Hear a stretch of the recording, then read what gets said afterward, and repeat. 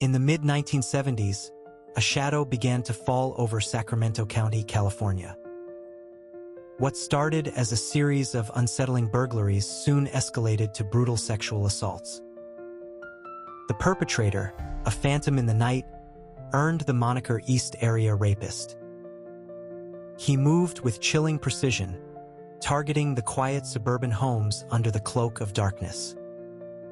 Residents were traumatized by the constant threat, wondering who would be the next target.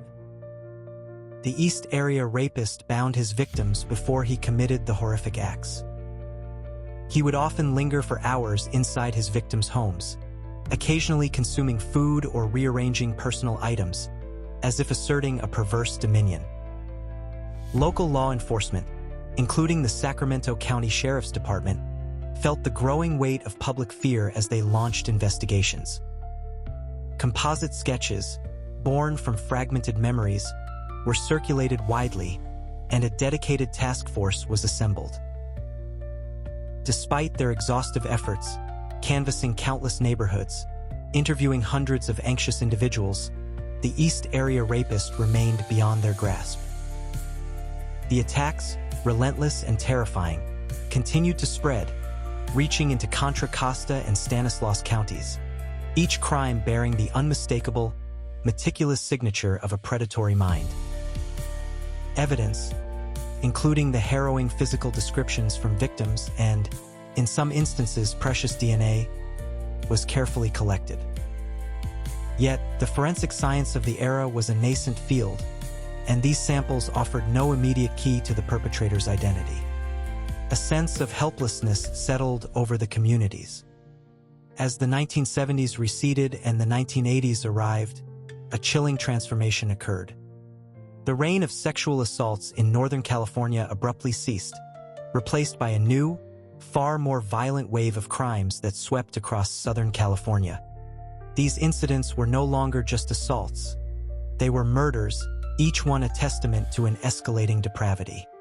The perpetrator, now a new terror known as the original Night Stalker, unleashed his brutality in Ventura, Orange, and Santa Barbara counties. The first known murder, a double homicide, shattered the peace of a Goleta home in October 1979. Subsequent killings echoed this grim pattern. Forced entry, often targeting unsuspecting couples, culminating in savage slayings. The victims, diverse in their lives and backgrounds, shared the tragic fate of encountering this unseen monster. Law enforcement agencies in Southern California, unaware of the sinister connection to the earlier northern crimes, found themselves grappling with a new, terrifying enigma. Detectives painstakingly gathered evidence, including fingerprints and DNA, from these fresh murder scenes. Despite the intense dedication poured into these investigations, the original Night Stalker remained a ghost, leaving behind only grief and unanswered questions. The cases eventually turned cold, and the identity of the killer remained a haunting mystery. Years turned to decades, and the East Area Rapist and original Night Stalker cases lay dormant, festering wounds in the collective memory of California.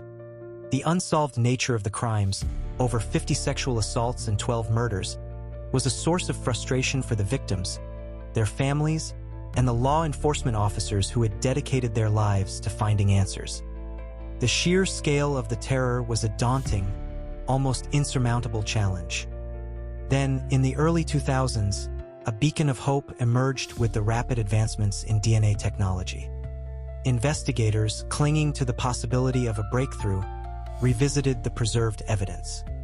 Forensic analysis, a miracle of modern science, confirmed what many had long suspected but could not prove. The DNA profiles from the East Area Rapist cases were an undeniable match to those from the original Night Stalker murders. This revelation unified the two seemingly disparate crime sprees, unequivocally establishing that a single, monstrous individual was responsible for both. The perpetrator was finally given a name that encompassed his reign of terror across the state: the Golden State Killer. Yet, despite this monumental breakthrough, the man behind the genetic signature remained anonymous, his identity still shrouded in the past. The case, though now unified, continued its agonizing wait as a cold case. Then came the year 2017, which brought with it a revolutionary investigative technique: forensic genetic genealogy. This innovative method offered a glimmer of hope, a new path forward. It involved uploading the Golden State Killer's DNA profile extracted from the decades-old crime scene evidence to public genealogy databases. These digital repositories, filled with the genetic blueprints of individuals seeking to trace their family histories, held the potential to reveal the killer's lineage. The goal was to locate distant relatives of the Golden State Killer, thereby constructing a vast family tree that could, piece by painstaking piece, lead directly to the perpetrator. Investigators, working in close collaboration with skilled genealogists, uploaded the DNA profile to GED Match, a public database. The process was agonizingly slow, a meticulous unraveling of generations. The initial matches were distant, third or fourth cousins, mere whispers of a connection. From these faint genetic echoes, genealogists embarked on the arduous task of constructing intricate family trees, working backward through time to pinpoint common ancestors.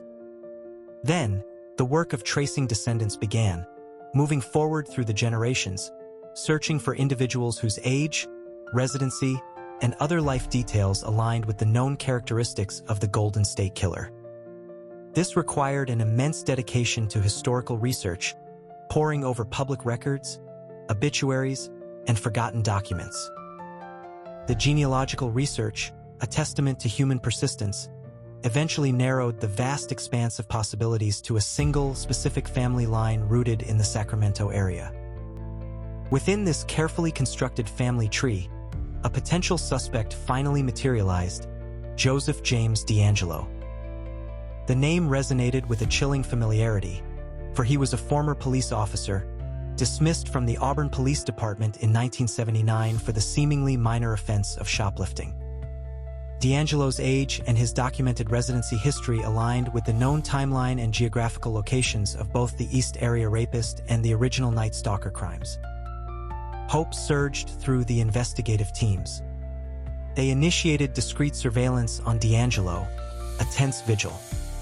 Carefully, they collected discarded DNA samples from his immediate surroundings: a car door handle, a used tissue, or a discarded bottle, each item a potential key. These precious samples were rushed to a crime laboratory, where the ultimate comparison with the Golden State Killer crime scene DNA would be made.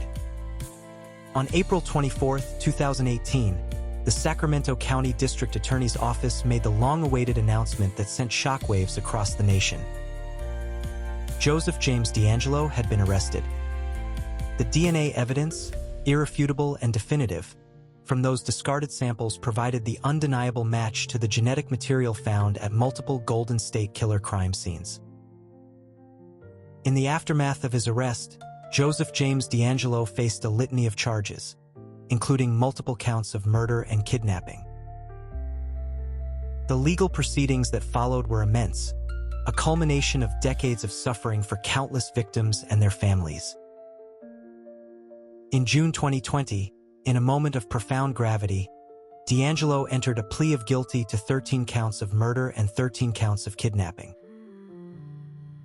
He also admitted to dozens of uncharged rapes and other heinous crimes, a confession that brought a measure of closure to many. This plea agreement, which was a difficult compromise, spared the victims and their families the additional agony of a protracted trial, allowing them to finally begin to heal. On August 21, 2020, Joseph James DeAngelo was sentenced to multiple life terms in prison, without any possibility of parole. The resolution of the Golden State Killer case stood as a monumental triumph, not only for the tireless investigators but for the very field of forensic science itself.